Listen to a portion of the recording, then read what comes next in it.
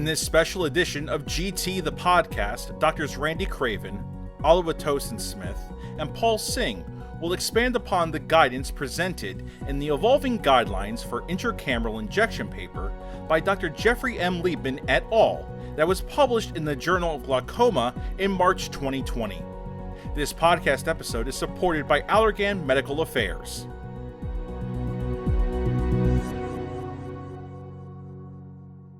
Good day, everyone. This is Randy Craven. I'm joining you from lovely Bethesda, Maryland, and I'm really pleased to be joined by Oluwatosin Smith as well as Paul Singh.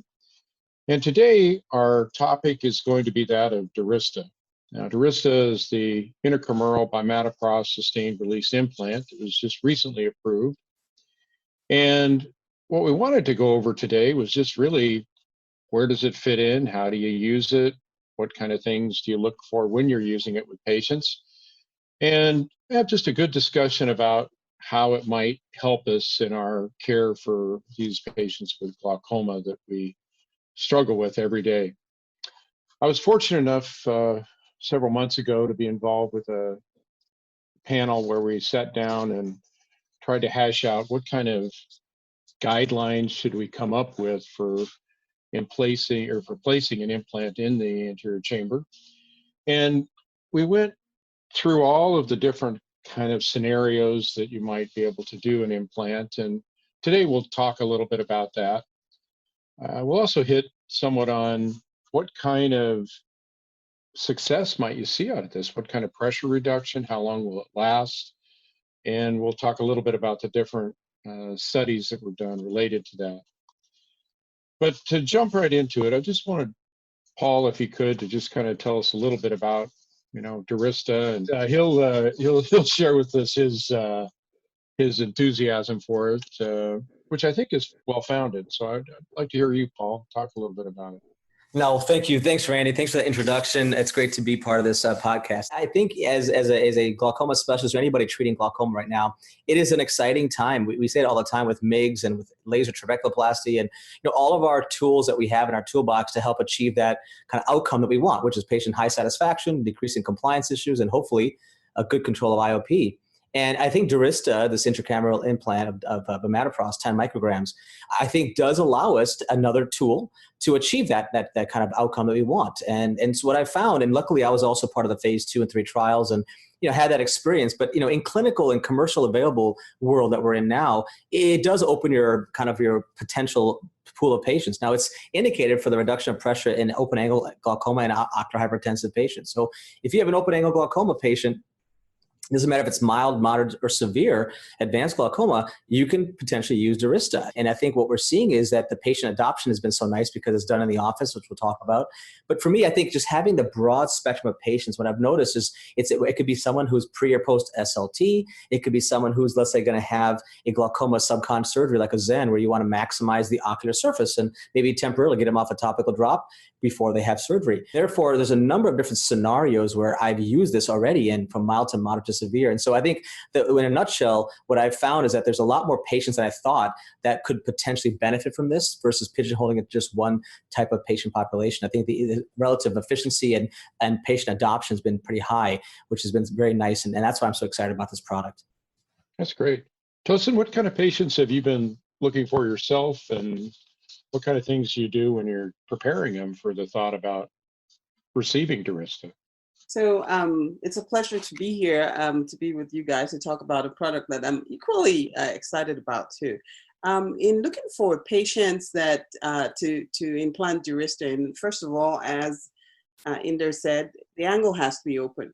But many people, ask me, who would you think of putting this in? The first class of patients I would think about are those people who, first of all, I'm trying to just keep off their drops. So people who are on a prostaglandin initially just by itself, people who may have had an SLT or who I would do an SLT on, I would consider doing this. This is an option. Or somebody who's had a MIGS, who has a waning effect, I would definitely consider this as well. Other people with ocular surface type issues, this is something to definitely think about. I put together a list for myself, and every time I think of options or a scenario where I would do this, I write it down because it helps me make sure that I'm maximizing the use of the medication. And then when you're chatting with your patient, Tosin, and you're saying to them, we're going to look at giving you this, how do you explain it to them, that what you're going to be doing? Because the thing that a lot of us kind of are concerned about is, the word needle and eye, just not saying that. And other people are just straightforward about it, and they just don't really downplay the injection or upplay it necessarily, but they just share it with the patient in different manners. What have you been comfortable with? How do you talk to them about it? So there's two things that I do. The first thing is, before I talk about how the medication is placed in the eye, I talk about the benefits. And already by the time we have that discussion, the patient is already very excited about it. We talk about the fact that this medication, especially if they're on monotherapy, we place it in your eye. I use the word place it in your eye. It's slowly released over time. And then, and Paul, for you, when you're getting somebody ready, so, obviously you had them sign the informed consent and you talked to them about it. Where are you injecting it? Are you doing it in a minor procedure room or at the slit lamp, or where are you performing the injection? And that's the beautiful thing about this procedure or this product is it can be injected either in the office, it can be at the ASC or hospital, depending on your kind of infrastructure. And it can be done, supine, lying down, or at the slit lamp. Is really, I think, the three key factors are: do you have magnification? Can you stabilize the head? And do you have aseptic conditions? I think those three have to be met. And if those are met, you can do it anywhere. So for example, for us, because in the studies, we did it in a supine position. Initially, my first probably 4 or 5 cases, my injections were done in a supine position. We have a nice little microscope and a little bed in the office. It's easy to do. But I realized that actually at the slit lamp was pretty efficient, and patients tended to be more comfortable in a lot of ways. So nowadays, I do it at the slit lamp. And I think I don't even use a speculum anymore because I think there's enough to keep the eye open. I go temporally, parallel to the iris, anterior to the limbal vessels, and I just go right in, press the button, come right out. And so I think from now, from a flow and efficiency and a patient perspective and perception perspective, it's really been nice doing it at the slit lamp. Obviously, you want to make sure the head is stabilized. You want to make sure you're comfortable holding the device, et cetera, the injector. But I think once you feel comfortable with that, the slit lamp to me has been the way I go to for most of my patients now. It's interesting for me, I'm in an academic setting. So of course we have, many people involved with approval of anything getting done. And we ended up choosing the minor procedure room, which for me has actually worked pretty well. So I'll put people back in the supine position. And I like it because for the right eye, I come just superior. I'm right-handed. So I sit above them and use my right hand and come superiorly and put it in the right eye that way. And when I'm doing the left eye, I go temporal, and I've liked that. It's worked fine for me. And I think that the patients have also felt pretty comfortable when they're in the supine position. And I know that that's what I'm currently doing, but I do think that the needle is so sharp that it would be easily done at the slit lamp. And Tosin, I know you've got great hands and have been able to do anything surgically, so I'm sure you're already doing it with the slit lamp. Is that right? Yes, I'm doing them at the slit lamp, and just like Inder said, the patients are comfortable, and I'm also comfortable because many of us do procedures at the slit lamp, and it happens very quickly. I remember the first patient that I did, she by the time we were done, she asked if that was it, and I guess the anticipation of what you're going to do is much more than what actually happens when this is done. And what are you guys using for aseptic technique? Now, I think the most important thing here is making sure that you have you cleanse that eye before you go inside the eye. So betadine has been very important in a drop of betadine in the eye preoperatively, and after you've put the local anesthetic there, usually the tetracaine or proparacaine to numb up the eye. And then that sits in there for a few minutes before we proceed with the injection. And Paul, are you using the 5 or 10% povidone iodine when you're doing it? I think if you look at data, 5% has been shown to be as effective as 10% with less toxicity. So I think 5% is what we're using. And overall, I think patients don't have the burn and sting like they do with 10%. And, I think to Tosin's point, I think if you really got to make sure the surface is healthy beforehand. So if anyone has any active MGD, telangiectatic vessels, or any kind of, blepharitis, I think it's important to really address that first before you do anything, whether it's a hypochlorous spray or whatever else, doxycycline, whatever you use. But for the most part, I think just the proton iodine, 5%, as long as you have that step done, I think if you look at data, I think you're fine from a prophylaxis for infection perspective. Now, Paul, obviously in this COVID era, we're masking everybody, but I know the retina docs, a lot of them like to mask when they were doing intravitreal injections, because there's some suggestion from the literature that either talking or not having a mask on could potentially raise the risk of infection. Do you use a mask yourself, Paul?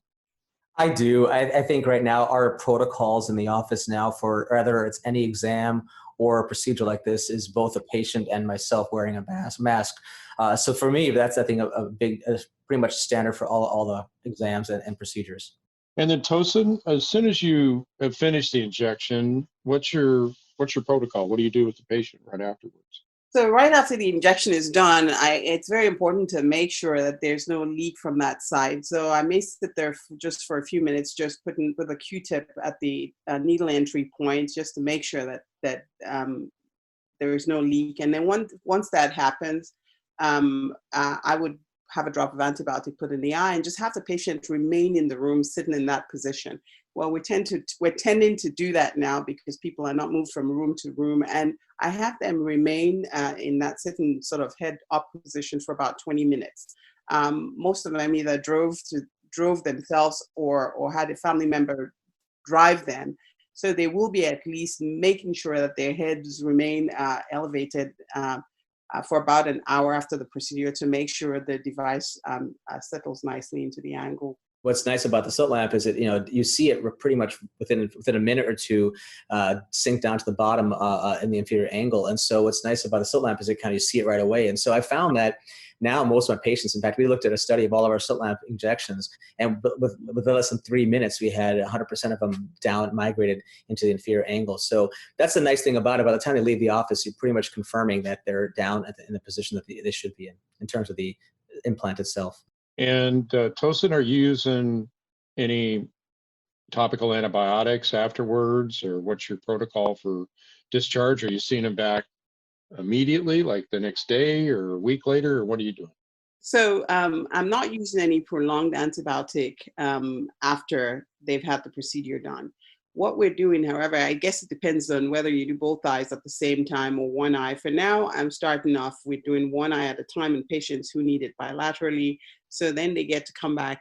They don't come back the next day. They come back in 2 weeks, especially for those people where I'm trying to figure out whether, in terms of efficacy, how well this is going to work for them as an individual. They come back in 2 weeks. We see what their pressure is doing in one eye, and then they get their other injection. Then I feel sort of more relaxed about giving them an extended follow-up time frame after I'm sure as to how this is working for them.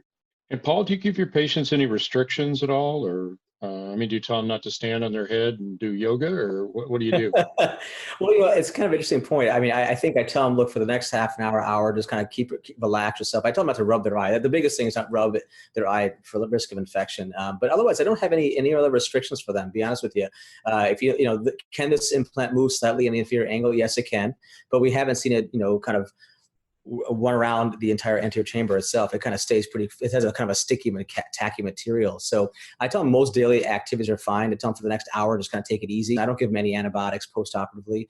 I kind of learned from my retina colleagues, just kind of, as long as you have good aseptic conditions during the procedure, I think we're okay not to give them prophylactic antibiotics post-op. And then I just have them come back in about a month or so. I do bilateral for most cases now. Based upon our flow in the office, we found that bilateral same day has been working for us. I think from our flow and everything going on and with COVID, et cetera, we found that it's been working well. We haven't come back in a month.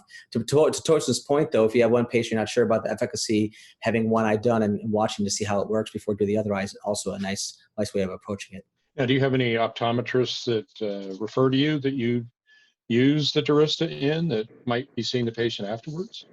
Yeah, well, we have internal optometrists that are seeing these post-ops, which is very nice. But now we just started to actually educate. I've done some seminars in our local optometrists to discuss Durista and how that could help their patients. So we're starting to see some influx of referrals now, just as people have started to come back online from the COVID shutdown. So we're starting to get more external ones, which is nice. And I think that's where the education is so important for those who are referring, what to expect post-operatively and down the line to make sure they understand how it's going to look, et cetera. That's very important for the communication.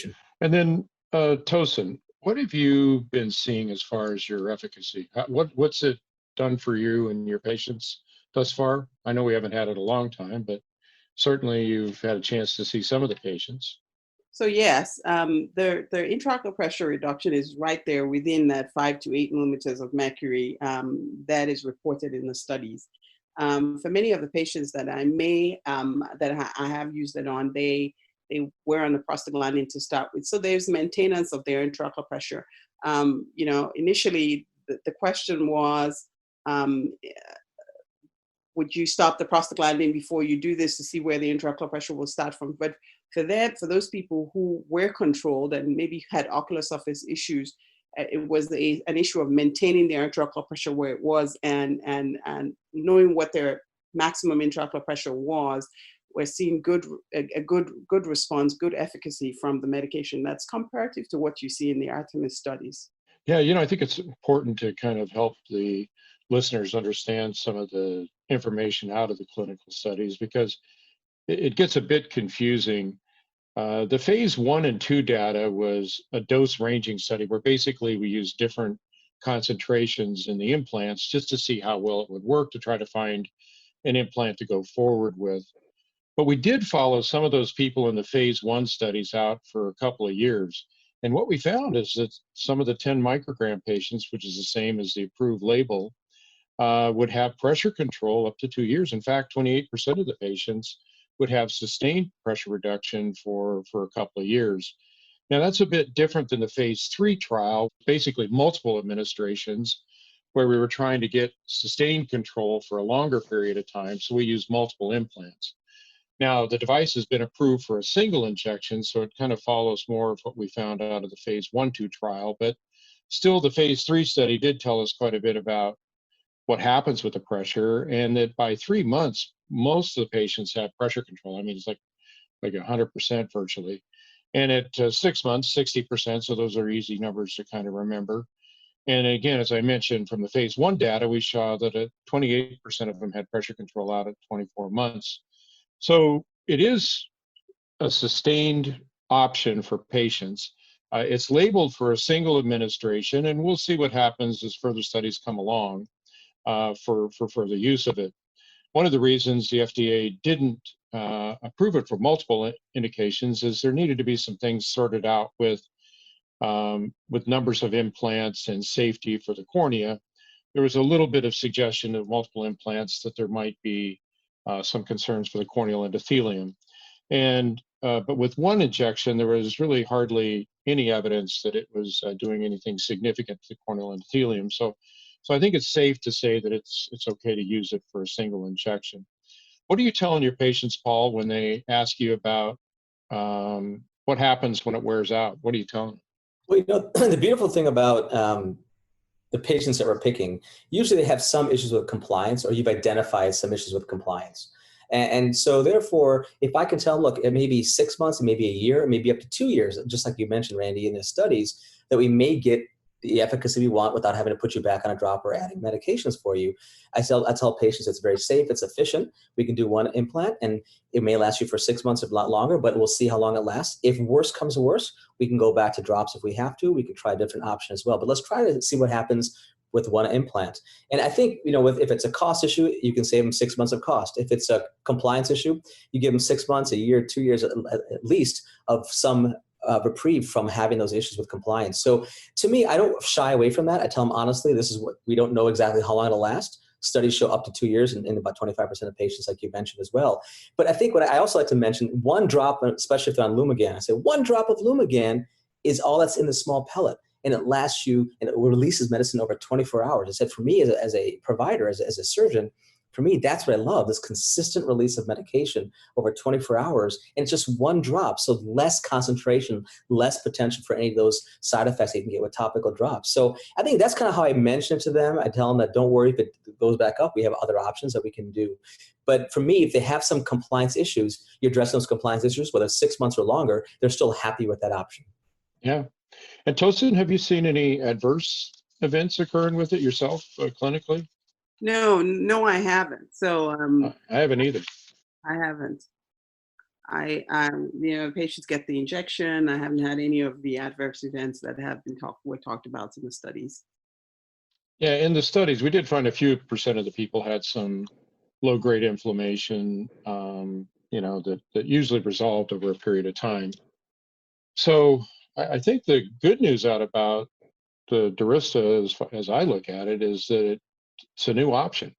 And just as Paul pointed out, some of the patients don't want to use drops and they're afraid of doing a laser or surgery. And this gives us that good other option that might really help address that. And for me, it's an exciting part of our development of glaucoma options for our patients to have this available now. So one other question, Inder, that I've thought about as my patients come in is sometimes patients on 2 or 3 medications.